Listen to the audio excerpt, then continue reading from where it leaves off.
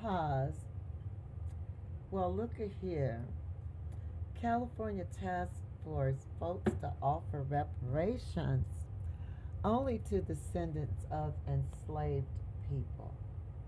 And I've had quite a few arguments or conversations about that reparations would specifically be for the descendants of enslaved people.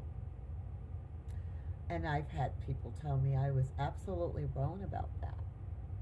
The decision came after weeks of debates about whether all black Californians should receive reparations.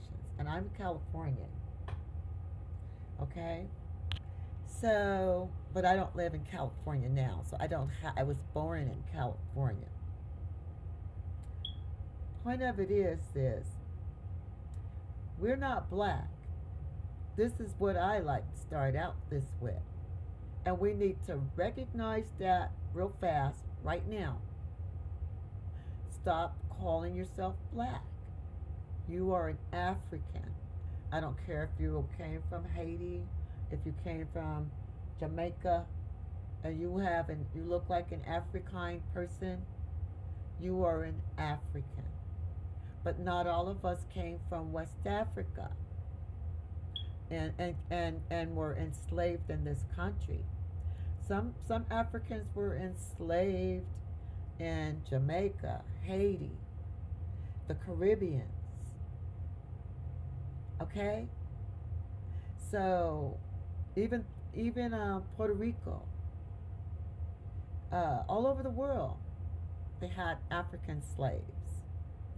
But the reparations for those that Africans that were enslaved in America is a historical record, and not all people that they're calling black. See, black is not it's not your race, and you need to stop it. Stop letting them call you black, because it only gives them relevance to call themselves white, the Europeans. But I'm going to move on from that. But the point of it is that not all Africans that entered this country whose families or ancestors were enslaved came from West Africa. And you got to be able to prove this. You have to have evidence, and I have that evidence. Not only do I have that evidence, I have the DNA evidence. I have it from the Census Bureau, as well as my grandparents whose parents were, and their grandparents were born enslaved. So that's how long I've been here. And that's why I tell the Europeans that when you start telling us to go back to Africa, we're going to leave this country in the order that we came. And I'm going to be here a lot longer than you. A pro-reparation mural in West Asheville, North Carolina. Reparations cut the check. California is one step closer to determining who could receive reparations from the state. In a closely watched decision, the State Reparation Task Force voted Tuesday night to move forward with compensations for African American descendants of enslaved people and descendants of freed black living in the United States before the 19th century. This is a big deal, as California reparation efforts is the first of its scale and is likely to serve as a model for the rest of the nation. Not to mention that Tuesday's decision was highly contentious. The 5-4 vote came after weeks of debate about whether reparations should be for all 2.6 million black Californians or limited to those who can trace their lineage to enslaved people. The panel ultimately decided to focus on those most hurt by slavery instead of more broadly addressing the effects of racism directed at black people. Well, no, the racism directed at black people is a different case. There should be reparations for that, but that is a different case. And right now, in my mind, I I forgot what it would be. A restitution. It's a restitution, okay, for the effects of slavery's di- directed effects of racism directed at black people. Black people is a stigma. Right here. Let me go hit that.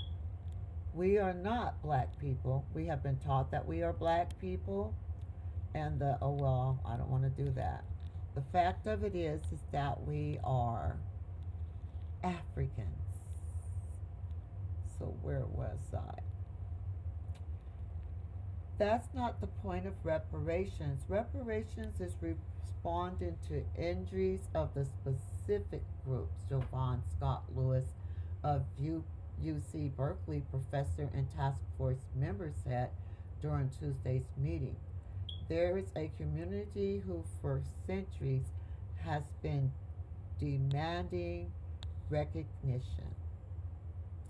In September 2020, September created the 9-member, sorry about that,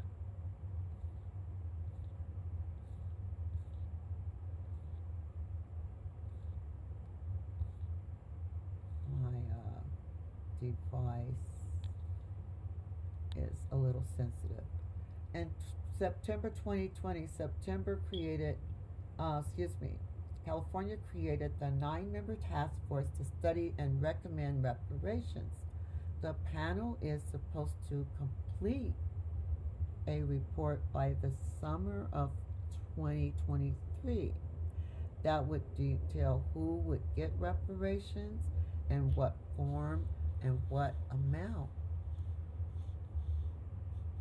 For months, the panel has been hearing testimony and gathering evidence about the way black Californians have been affected for generations by redlining, schools, segregation, voting restrictions, and other discriminatory policies. Here you can watch a live stream. From Wednesday's meeting, which will focus on the criminal justice system and hate crimes. But the task force mandates for who exactly deserves compensations for somewhat unclear was somewhat unclear. It is called for a payment program for black Californians and that prioritizes descendants of enslaved people, but did not detail what that meant. Well, what that meant is that, see, my family, I was born and raised in California. My mother was a civil rights activist. We experienced the segregation in school, the taking of buses away from our communities to support white-only communities when they built new schools.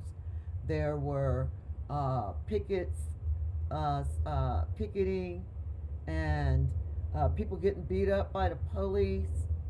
It was all type of stuff going on in California. Police sicking dogs on you. All type of stuff going on in California. Putting you in classes and not teaching you anything.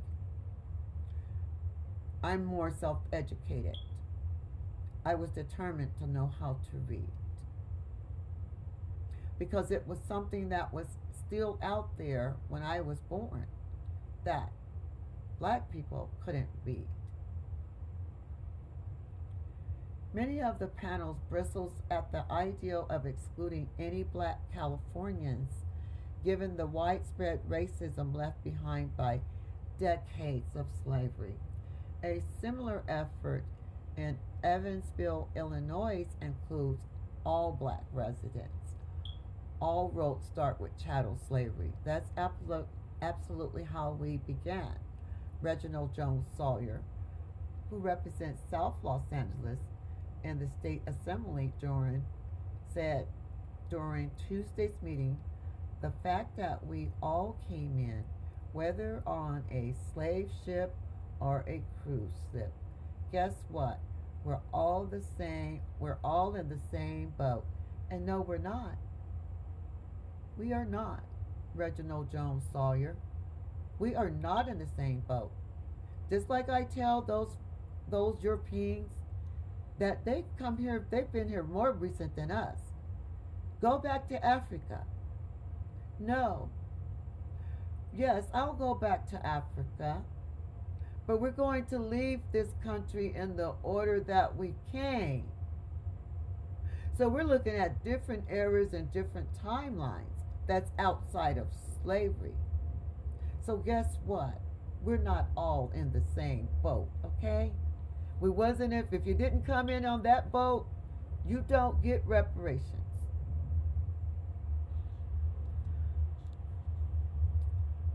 This is not a welfare check, okay? So you will not degrade and disintegrate what happened to my ancestors, because I am my mother's mother's mother's mother's mother's mother's mother's mother's, and I'm standing right here right now. They have not conquered us. Okay? So you neither will you come with that whitewashing, watered down, uh, way of trying to disintegrate slavery when our families were actually enslaved and yours weren't. I say it humbly. Other panelists expressed concerns that it would be difficult for descendants of enslaved people to prove their ancestry so they could qualify for payments. No, it's not. I have my birth records, my grandparents, and we could go through the Census Bureau, and it's all right there. My grandmother, one of my grandmothers was 7 years old when slavery ends. The others, her parents have been slaves. She was born 7 years after slavery. Others said they worried that barring some black Californians from reparation would cause unnecessary fighting within the black community. No, that's whitewashing. We're going to let history speak for itself. It would not start anything within the black communities because there are no black communities. We are federal citizens. Go read the original intent of the 14th Amendment. There are no black people, no white people. So we're going to break it down and break down this black whiteness, whatever, just like we're doing now. No, everybody is not that's black. Wasn't enslaved, and they're not descendants of enslaved people that were forced to come in the United States to be slaves.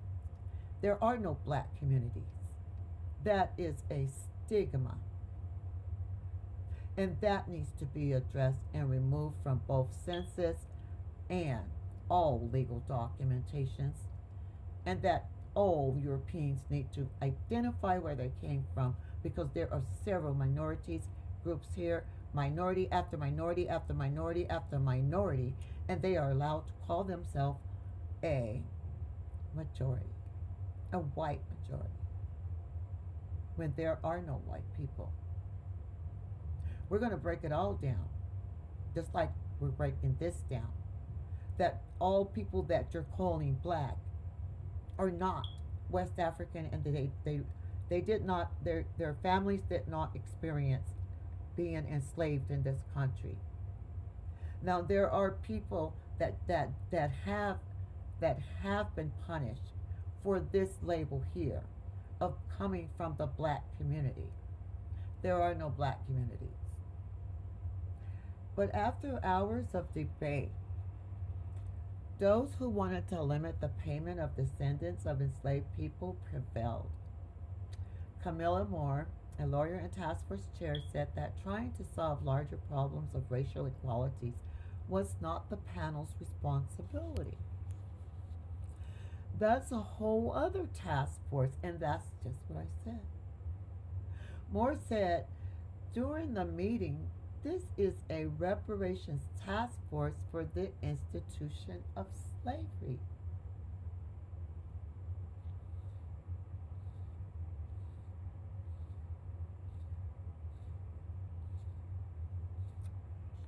So I don't know what happened. But was that the end? Or did it tell me to click into something farther?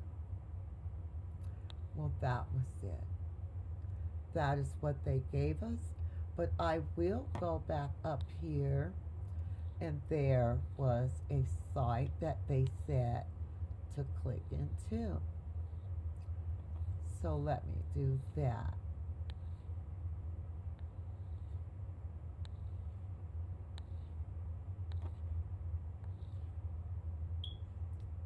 Here. Let's see if I could go there.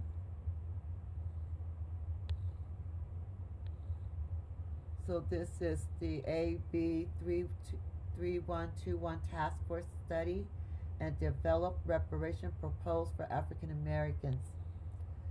Assembly Bill 3121, AB 3121, in parentheses, was enacted on September 30th, 2020, and established the task force to study and develop reparations proposals for African Americans. Task Force or Reparations Task Force AB 3121 charges the California Department of Justice with providing administrative, technical, and legal assistance to the task force. The institution of slavery is inextricably woven into the establishment, history, and prosperity of the United States. Constitutionally and statutorily sanctioned from 1619 to 1865. Excuse me, I have to take a little sip. Slavery deprived more than 4 million Africans and their descendants of life, liberty, citizenship, cultural heritage, and economic opportunity. Following the abolition of slavery, governments entitled at the federal, state, and local level continue to perpetuate, condone, and often profit from practices that brutalized African Americans and excluded them from meaningful participation in society.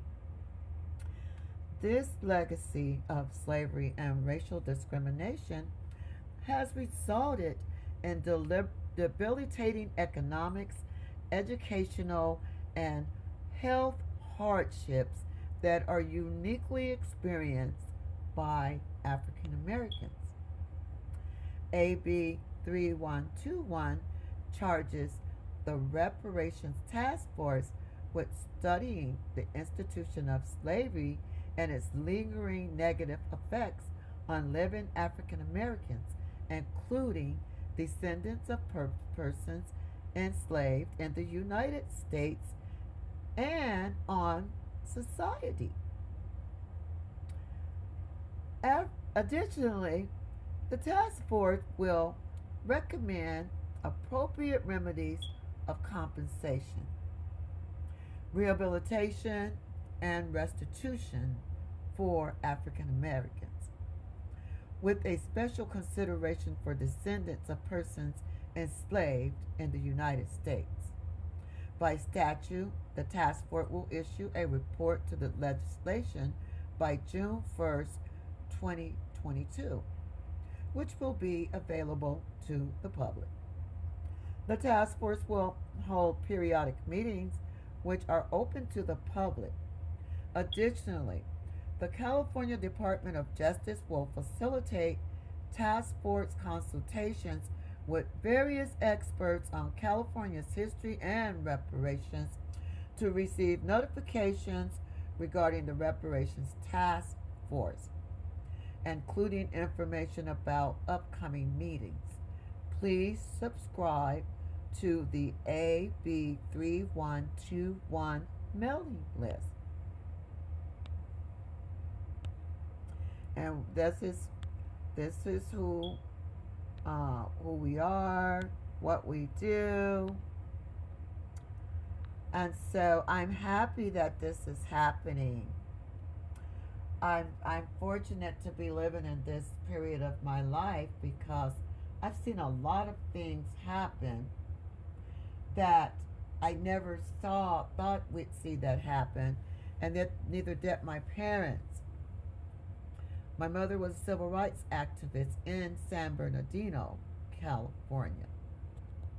The school systems were very racist in California, and there were a whole lot of children that could have had a much better education that didn't get one unless you were self educating.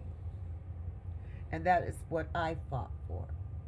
So I wanted to share this, and I will go back and see. So when I talk about these things,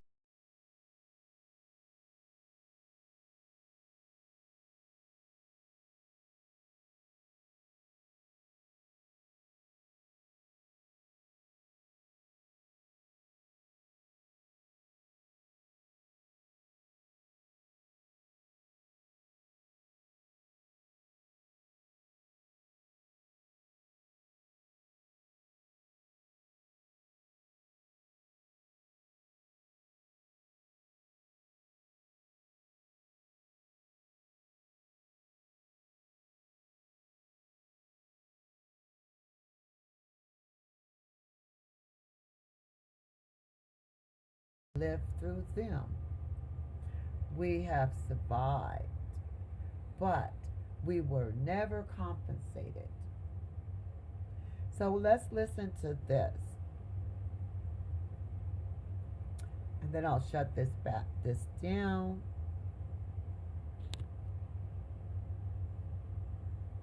Senator Bradford, you were among the 5 yes votes in a very close 5-4 vote.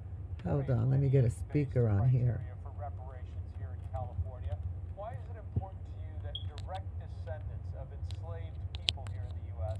are eligible for reparations as opposed to all black Californians? Well, when you understand the concept and the creation of reparations, those enslaved people as of 1865 here in the United States, and that was the promise of 40 acres and a mule to them. Has there been true remnants of the after effects of slavery that African blacks have experienced in this country? Without a doubt. But the original origin of reparations were for those folks who were in bondage for hundreds of years, who had their families torn apart, who were beaten, who were lynched, who built this nation's wealth on their backs, and they labored for free. So that's what reparations is, and that's what it is at the core of why we created reparations first in this country. No other state has taken on this discussion in the way your task force is now doing it. Neither has the federal government. Can California lead the way on this kind of a complex issue, and how important is it to be having these discussions surrounding reparations? I think California, without a doubt, can lead. It's often said, so goes California, so goes the nation. We've led in so many areas in the environment and even the fair pay to play for athletes. That was my bill with Nancy Skinner that we did, changed whole college sports. I think it's important that California sets an example, and people say, well, California was not a slave state, but we adhered to all the rules and guidance of slave states when we were formed in 1850. We had a fugitive slave law. So I think for a state that didn't openly practice slavery to try to set the table on what reparations can look like, I think it's critically important. And I'm excited about the discussion. Will it be an easy answer for a lot of folks? No, but it's it's an issue that needs to be tackled, and I commend the federal government. There was what they called the Black Migration. My family had come from the from the South, and then they migrated to Oklahoma, which is still not that far of a stone throw from out of the South.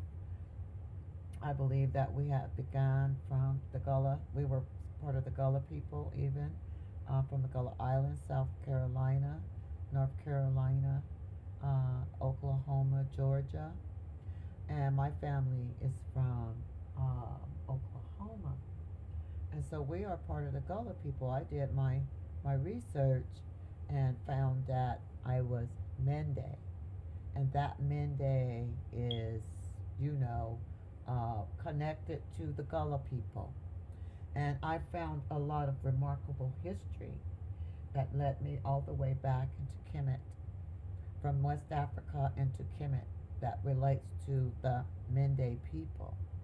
So, um, you know, it is important to do the research on where your family was at during this period of time.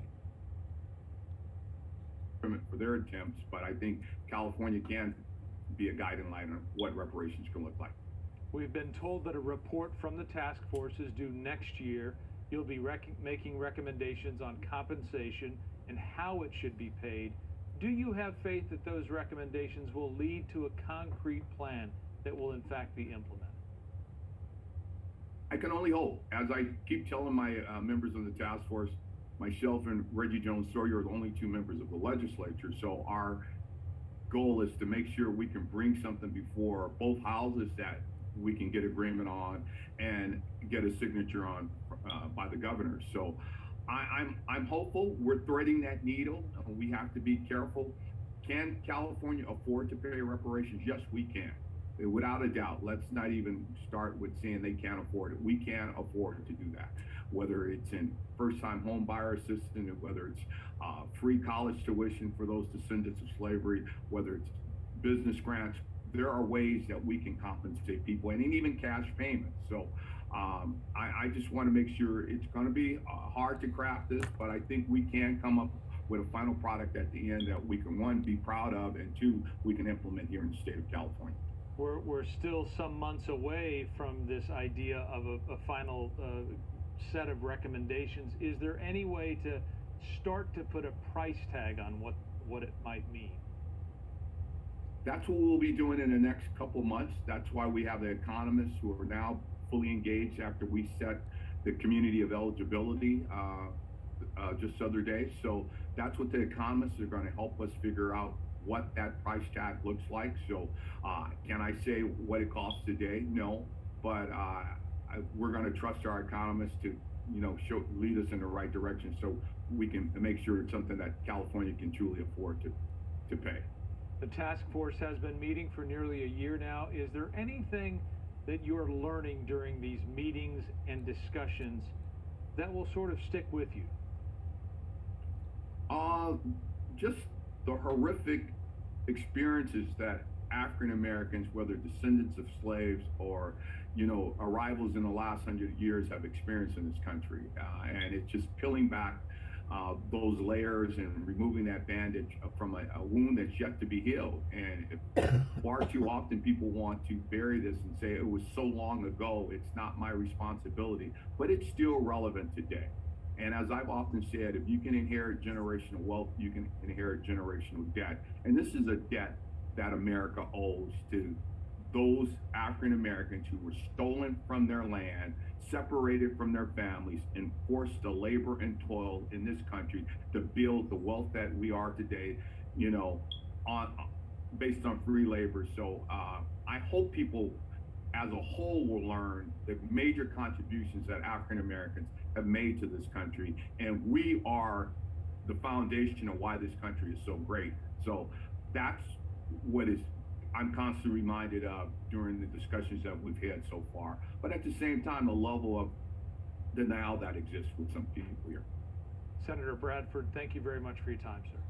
So I will actually be reaching out to Senator Bradford, because as other states follow through with their reparations task force, and also preparing to cut the checks for and services and grants for uh, African descendants that were enslaved in the United States, that California would have to be that you were born in California. I was born, raised, and went to college. I didn't go to college there in California. I left California to go to college because it was so difficult to go to a college there with my economic status. And then I was young, so I can add that in it, but and then you start having a family, but I still chiseled at going to schools, and I had my greatest success when I moved to Minneapolis, Minnesota, that had a large, not a large, I'm going to say a small black community, and the colleges were right there. So there was a lot of Africans there taking that opportunity to go to college. Now I followed through. I followed those Africans to college. I'm definitely African. I live my life as an African. I am not black, and I say it all the time.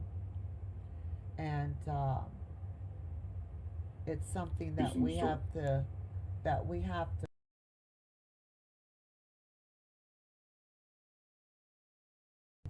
that we are not black. That is a stigma. Black is a stigma.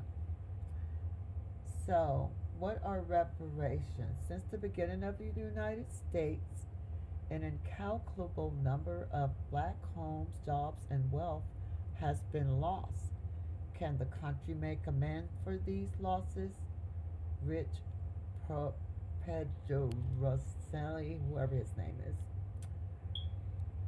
A California task force decision to limit reparations for slavery to people who can trace their lineage to free and enslaved black people living in the United States during the 19th century has drawn criticism from task force members and experts who say the decision makes eligibility difficult to prove and narrow slavery impacts on African Americans today.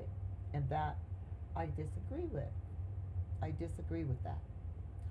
The committee convened in 2020 through legislations signed by Governor Galvin Newsom, delayed declining who would be eligible for reparations in February. Some members wanted reparations to go solely towards descendants of black people during the 19th century, while others argued financial reparations should go to all black peoples in the state, regardless of lineage, including Caribbeans and African people. And no, that's not true. The Caribbeans would be able to get their reparations from the Caribbeans, and African people were never enslaved. We are African people that you're calling African people. Those African people are our cousins. Those are our family. And we are African people too. We are not black people. We are African people. And that is how we are eligible for reparations. Because we are Africans. The task force voted 5-4 in favor of limiting compensation to direct descendants. I am a direct descendant. Civil rights attorney Lisa Holder, a member of the task force, argued in favor of expanding the pool to those receiving reparations. Anyone who has been some proximity to those harmed and is a person with black skin needs to be included in the broader class. Then we can decide to then differentiate in terms of who gets more reparation. But we can't just exclude people who are harmed. Well, when you stated that African people we are African people. I don't care where you're from. But however, You would, if you wasn't enslaved. This is as the lady said, where it ended. This is about slavery. It's not about the all the other abuses and the atrocities that occurred post slavery. This is the hitting the hammer on the head on getting to that, because yes, those other cases are called restitution, and that was said in the former. I had already said it, and I didn't say it again because there I read it. Okay?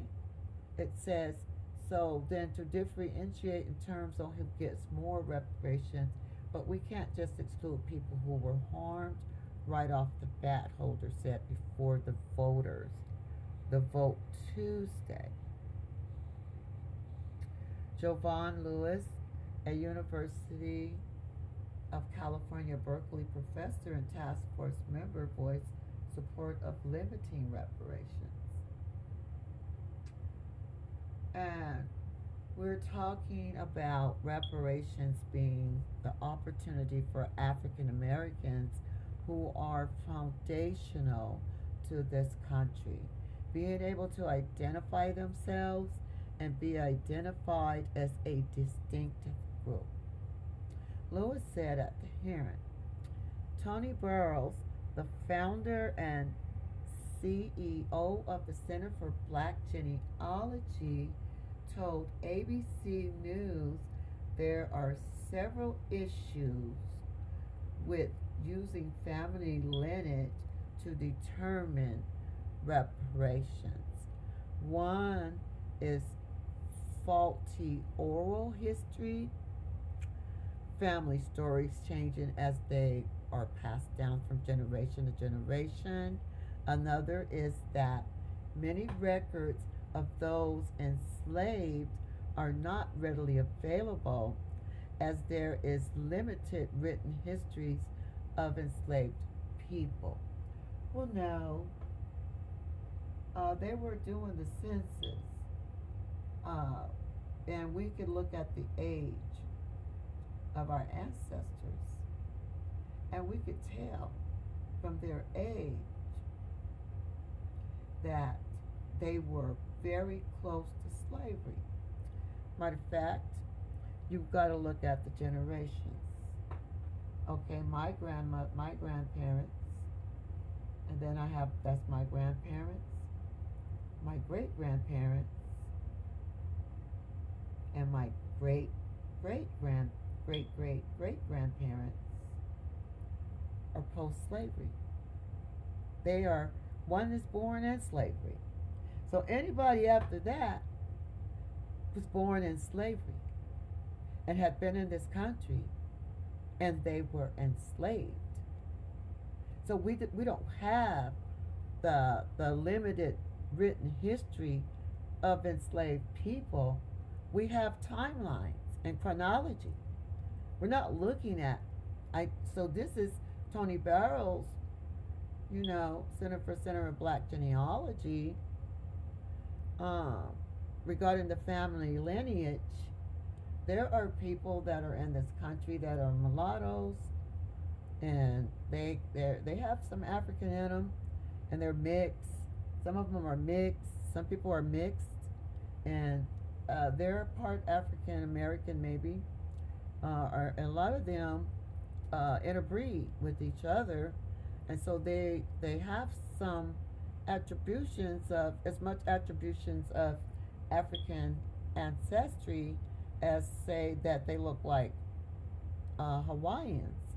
Their skin is more like the Hawaiian of that type, or the Ethiopians, and so you would have to do a DNA test. I did my DNA test, and there's no reason for them to lie that my DNA test, the relevant value is 99.9% Mende. And the area that my parents were born and raised, and their parents' parents, and that leading back from towards the south during that time, it all fit in. It all fit in just like a puzzle. It fit in just like when you look at the world map, and you could, if you was to, if you could take South America and push it up to Africa, you would see that it broke off from Africa. That's the type of connections. That puzzle is there. It's really not a puzzle. It's been covered up. Okay? Names also pose a problem for those seeking compensation. No, it doesn't. Burroughs said family names may have changed since the 19th century. My family name didn't change. Names were also spelled differently back then, he said. Well, guess what? Birth certificates, birth records, all of that exists. The task force, if you could prove it through your family too, through the, that's my cousin, yes, and prove it, pictures and all. The task force also questioned about what constitutes reparations. Direct cash payment is only one form, but there's also restitution and then satisfaction in the more symbolic form of reparations, like in a formal apology, commemoration. No.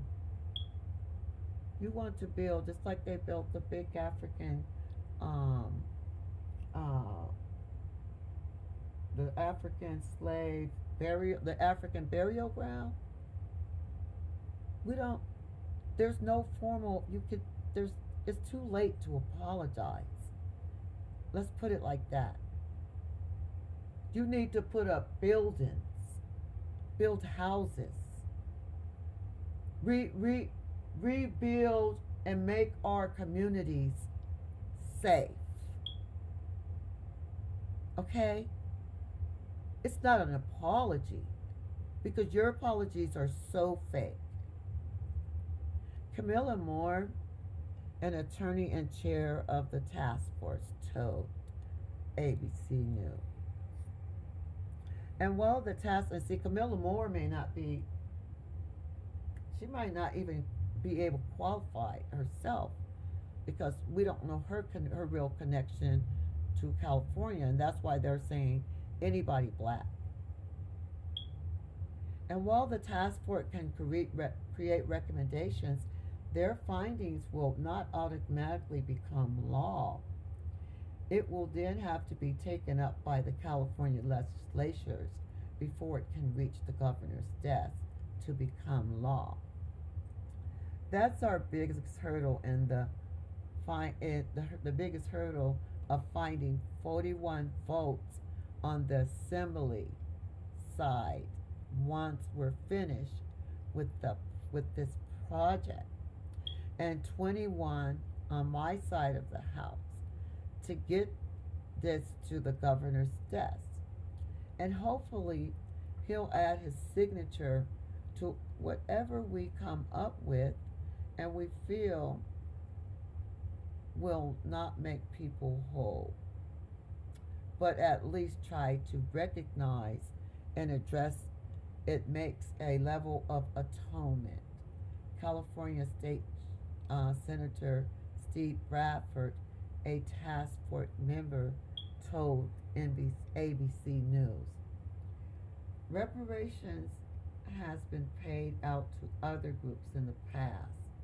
The Federal Civil Liberties Act of 1988 granted reparations to Japanese Americans who were interned by the U.S. governments in camps during war.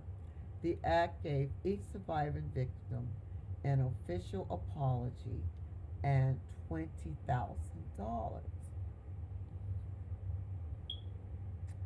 There were a lot of people who weren't born during World War II when the Japanese were interned, but the states in this country found a way to pay reparations to Japanese Americans. We have been at the tables making sure that they were made whole, Bradford told ABC News. The task force says it plans on publishing its first report findings in June, focusing on the history of enslavement and its effects on African Americans, including mass incarceration, poverty, and Jim Crow era segregation. The task force recommends, regardless of the outcome, could set a precedent for the rest of the nation on reparations for slavery. It is often said, so goes California, so goes the nation. This is where this nation should be, Bradford said. They should be following the lead of California on reparations. There's still a lot of healing that needs to be done, not just in California, but in this country. And we're all willing to step out and lead by example. So I hope they will follow the work that we're doing here in California. And that is the end. And Alexa, resume.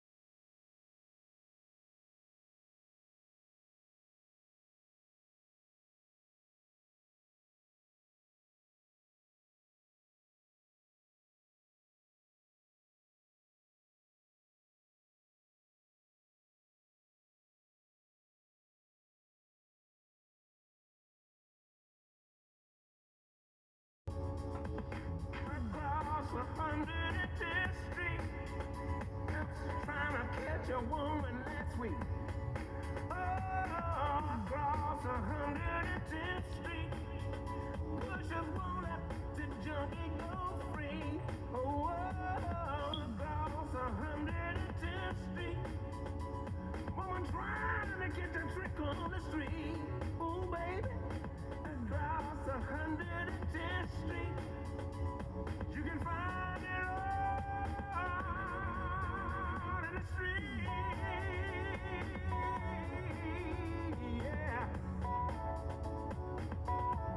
We just barely had Look survived. around you, look around you, look around you. Yes, sir.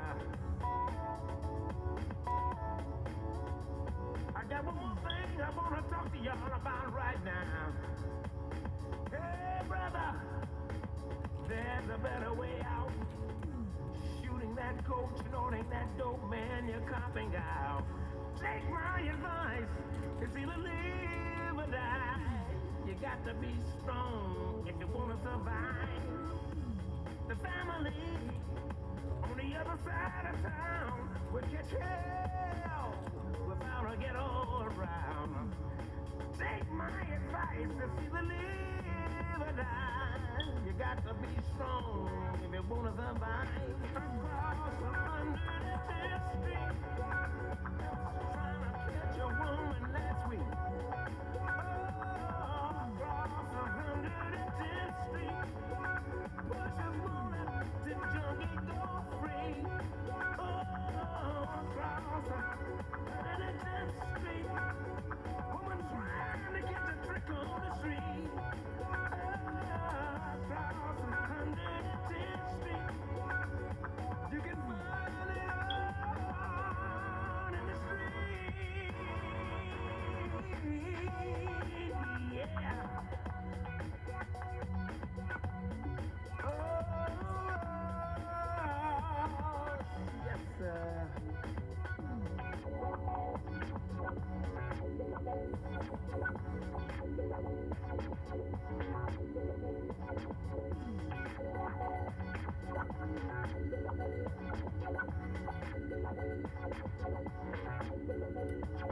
Alexa, stop. So I'm going to head on out of here. And I just wanted to make a record because sometimes Washington Post won't let you in once you've been on their site 5 times in the month.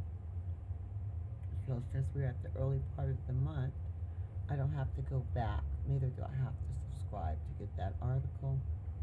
I was able to read it and archive it right here on a video, which I will upload this on YouTube as well as Facebook.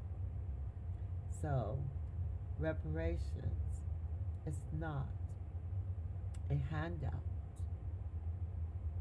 It is not a welfare check. It is for the wrongs that were done to those people, those Africans that were brought across the world against their will, technically kidnapped and enslaved, and stripped of their dignities, their ethnicities, made to stand on selling blocks absolutely nude, raped, pillaged, beaten, killed, and maimed. And we saw it in the 21st century with George Floyd, Ahmaud Arbery, Trayvon Martin, and several others.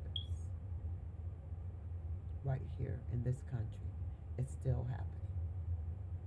So it is time to cut the check.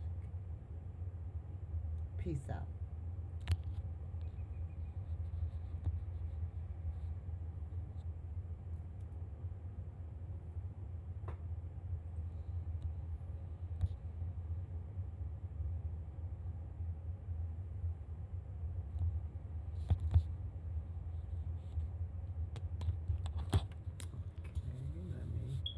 Turn my screen here and see if I can get my video too.